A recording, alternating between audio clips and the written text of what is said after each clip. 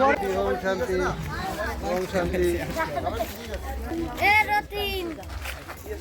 আপনি একটু আসবেন না? সবুজ, এই সবুজ।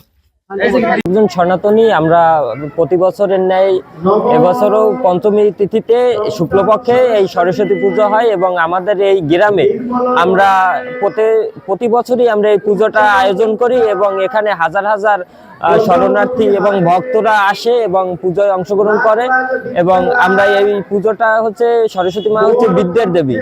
আমরা মূলত তাকে উপাসনা করি এই যাতে আমাদের সকলের সুবুদ্ধি, সুজ্ঞান, সুবিদ্যা হয়।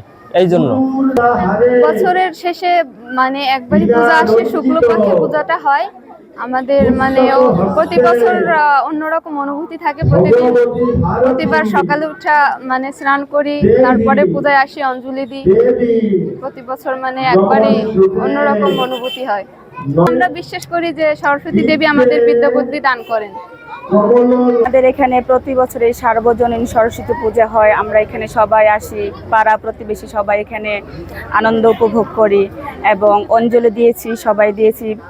সরস্বতী মার মন্ত্র পাঠ করেছি আর ছোট ছোট ছেলে মেয়েরা সবাই আসছে। সবাই মা বিদ্যা দেবীর কাঠি কপালে ছুঁয়েছে এবং মা দেবীর কাছে প্রার্থনা করেছে যাতে সবার প্রতি বছর ভালোভাবে কাটে, এভাবে পূজা মানে অঞ্জলি দিতে পারে সবাই। আজকে শ্রী শ্রী সরস্বতী পুজো উপলক্ষে সকালে স্নান করে মন্দির এসেছি মায়ের পায়ে পুষ্পাঞ্জলি দেওয়ার জন্য। এখানে হিন্দু ধর্মাবলম্বী সকল শ্রেণীর লোক এখানে উপস্থিত হয়েছে মাকে দর্শন করার জন্য, মায়ের পায়ে পুষ্পাঞ্জলি দেওয়ার জন্য। ইতিমধ্যে আমাদের এখানে মায়ের পায়ে পুষ্পাঞ্জলি দেওয়া শেষ হয়েছে। আমরা কপালে কলম লাগিয়েছি, পুরোহিতের সাথে সাথে আমরা মন্ত্র উচ্চারণ করে মাকে পুষ্পাঞ্জলি দিয়েছি। আজ খুব ভালোই কাটলো সময়টা এবং পূজাটা খুব ভালো উদযাপন করলাম। সবাই মিলে হাসি আনন্দের ভিতরে মাকে দর্শন করলাম এবং মায়ের পায়ে পুষ্পাঞ্জলি দিলাম।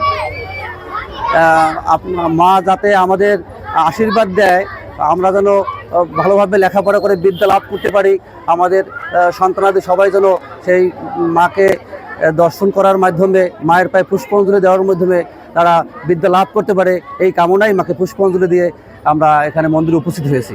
এটা মাকে পুষ্পাঞ্জলি দেওয়ার মাধ্যমে প্রণাম করে কলম লাগানো হয় যাতে বিদ্যা কতটা লেগেছে, যার যার কপালে কলম লেগে ওঠে মনে হয় তার অনেক বিদ্যা লেগেছে। এটা বোঝার জন্য আমাদের একটা ধর্মাবলম্বীদের একটা কালচার যে কলম লাগলেই বুঝতে পেরেছি যে আমাদের বিদ্যা লেগেছে, আমাদের অনেক বিদ্যা আছে। এটাই মানে এইসব আমাদের কলম লাগাই থেকে কলমে। আজকের আয়োজন বেশ ভালোই লেগেছে। হ্যাঁ, এই যে বিগত 4-5 বছর যাবৎ চলছে এটা তো। হ্যাঁ, নিয়েছি অঞ্জলি। আর অনুষ্ঠান শুরু হয় তো মূলত তিথি অনুযায়ী, মানে সময় পঞ্চমী যতক্ষণ থাকে তার ভিতরে হয়। এই সরস্বতী পূজার মুখ্য উদ্দেশ্যই তো থাকে আমাদের অঞ্জলি নেওয়া। অঞ্জলি নিতে পেরে তো ভালো লাগছে খুব। খুবই সুন্দর। হ্যাঁ, অঞ্জলি নিয়েছি এবং খুব মনোরম পরিবেশে খুব ভালোভাবে পুজো হয়েছে। এইমাত্র আমাদের যজ্ঞ অনুষ্ঠান শেষ হয়েছে, এখন প্রসাদ বিতরণ হবে। খুব ভালোই হয়েছে এবং পরিবেশগত দিক দিয়ে খুব সুন্দর, আবহাওয়া আমাদের খুব অনুকূলে। সরস্বতী পূজা মূলত হিন্দু ধর্মের একটি অনুষ্ঠান। সরস্বতীকে বিদ্যার দেবী বলে মনে করা হয়। প্রতি বছরই সরস্বতী পূজা অনুষ্ঠিত হয়। সকল ছাত্রছাত্রীরা সরস্বতী পূজাকে মানে এর মাধ্যমে যে বিদ্যা লাভের জন্য আর কি সৃষ্টিকর্তার কাছে প্রার্থনা করে। তো আজকে আমাদের এই আয়োজন সুন্দর হয়েছে। সবাই এখানে প্রতি বছরই সরস্বতী পূজা উদযাপন করা হয়।